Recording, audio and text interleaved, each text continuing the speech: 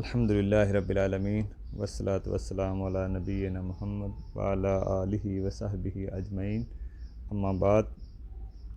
عورتوں کا مسجد میں نماز پڑھنا، اس کے بارے میں دیکھیں، سب سے پہلا، اگر جماعت کی شکل میں صف بندی ہو رہی ہے مسجد میں، تو عورتیں کی صفیں پیچھے ہوں۔ جماعت کی شکل میں صف آگے نہ ہو مردوں سے، بلکہ پیچھے ہو۔ لیکن اگر مجبوری ہو، جیسے حرم مکی میں ایک مسئلہ ہوتا ہے، تو پھر آگے بھی صفیں آ جائیں تو الگ مسئلہ ہے، یا حرم مدنی میں بھی مسئلہ آئے گا، وہاں پہ بھی آگے مردوں کی صفیں ہو جاتی ہیں۔ تو امام ابن تیمیہ اور شیخ ابن عثیمین وغیرہ اس کی اجازت دیتے ہیں مجبوری کی شکل میں۔ ویسے عام تو یہی ہے کہ صفیں امام کے پیچھے ہی ہوں۔ اسی طرح عورت کی نماز گھر میں پڑھنا افضل ہے مسجد سے، لیکن مسجد میں پڑھنا جائز ہے، سنت مستحب نہیں ہے۔ ہاں، اگر فتنے کا ڈر ہو تو گھر میں پڑھ لیں، زیادہ بہتر ہے۔ لیکن اگر تراویح نماز کا مسئلہ ہو تو وہ پڑھ لیں، زیادہ بہتر ہوگا، مسجد میں اس کا اہتمام ہو سکتا ہے۔ اسی طرح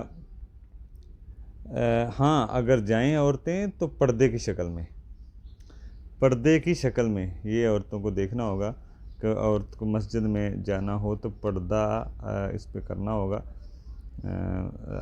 جہاں عورتیں بازار جاتی ہیں یا مسجد جاتی ہیں، کہیں پہ بھی اگر وہ پردہ نہیں کرتی تو وہ گناہ گار ہوں گی۔ مسجد کے بارے میں کہا جا رہا ہے کہ اسی طرح مسئلہ کہ عورتوں کو اگر مسجد میں جانے سے پردے کی کہا جا رہا ہے کہ پردے کے بغیر وہ خوشبو کے لگا کے نہیں جا سکتی، تو بازار میں جانا تو بدرجہ اولیٰ منع ہے کہ وہاں پہ برقع پہنا ہو اور سادہ ہو، زینت اختیار نہ کرے۔ یہ اس ساری شرطوں کے ساتھ ہی عورت مسجد جائے گی، یا کہیں پہ بازار بھی اس کو جانا پڑتا ہے تو پھر بھی یہی مسئلہ ہے۔ بلکہ عورتیں یہاں پہ دیکھیں، اگر مسجد میں جانے کے لیے اتنی پابندی ہے تو بازار اگر جو عورتیں جا رہی ہیں تو اس کے لیے کتنا ہوگا کہ برقع سادہ ہو، زینت والا نہ ہو، خوشبو کا استعمال نہ کیا جائے، اور برقع خود زینت نہ بن رہا ہو، اور اتنا چست نہ ہو، اتنا جسم کی ساخت نظر نہ آئے، برقعے کا رنگ ایسا نہ ہو جو واضح اٹریکٹیو ہو، جو رنگ معاشرے میں چلتا ہے عام وہی رنگ کا پہنا جائے اور سادہ ہو۔ یہ نہیں کہ برقع اس رنگ کا ہے کہ وہ رنگ خود ایک نمایاں ہو رہا ہے۔ ہاں، اگر ایسا مسئلہ ہے تو پھر اہل علم فرماتے ہیں کہ پھر برقعے کے اوپر آپ برقع پہنیں، کیونکہ برقع خود زینت ہے۔ یہ مسئلہ اس شرطوں کے ساتھ عورت جائے گی۔ اسی طرح نبی علیہ السلام نے فرمایا اپنی عورتوں کو مسجد جانے سے نہ روکیں، ٹھیک ہے نا، لیکن بہتر نماز ان کے گھر کے اندر ہی ہے، لیکن جانا چاہیں تو جائیں، ٹھیک ہے نا۔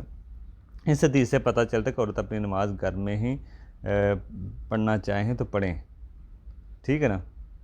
ہاں، اگر سوائے عید کی گھر میں ہی پڑھے، چاہے کوئی بھی نماز ہو، لیکن سوائے عید کی یا تراویح کی، یہ اس کے لیے کہا جا رہا ہے کہ وہ آپ باہر جائیں۔ نبی علیہ السلام نے فرمایا عورت کی نماز اپنے گھر کے اندر والے حصے میں افضل ہے پڑھنا، میری مسجد سے بھی، بلکہ مسجد نبی سے بھی افضل ہے، یعنی کہ سمجھ لیں گے، یعنی کہ 4 گنا زیادہ اہمیت اور افضل ہے عورت کے لیے کہ وہ اپنے گھر میں نماز پڑھے۔ دوسری بات، اگر کوئی عورت مسجد میں نماز پڑھنا چاہے تو اپنے شوہر سے اجازت لے کر جائے۔ دوسری شرط، اس کا لباس سادہ ہو، خوشبو نہ ہو، ورنہ اس کے لیے جائز نہیں ہوگا۔ اگر کسی عورت کو مسجد کے لیے نکلنا لوگوں کے لیے فتنے کا پڑنے کا خطرہ ہو تو اسے مسجد میں نہ جانے دیا جائے۔ اسی طرح عورت کے لیے اذان اور اقامت کا مسئلہ، جماعت کے لیے عورت کے درمیان، جماعت اگر عورت کرا رہی ہے تو وہ درمیان میں کھڑی ہوگی۔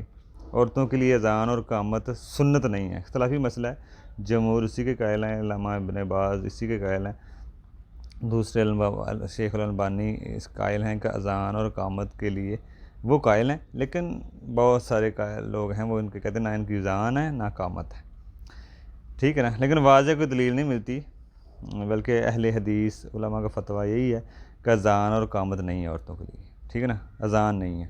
احتیاط یہی ہے کہ اذان اور اقامت نہ دیں۔ دوسرا مسئلہ، عورت پر جمعہ واجب نہیں ہے، ظہر کی نماز وہ پڑھ لے کافی ہوگی۔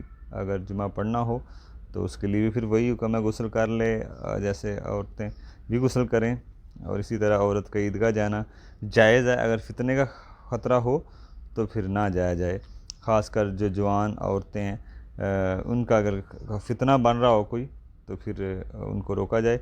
اصل جائز ہے، عیدگاہ جانا عورتوں کے لیے اصل تو جائز ہے، کچھ شرائط کے ساتھ جائیں، پردے کی شکل میں عورتیں بہرحال جا سکتی ہیں۔ تو یہ مسئلہ ہے عورتوں کا عیدگاہ جانا، مسجد جانا اور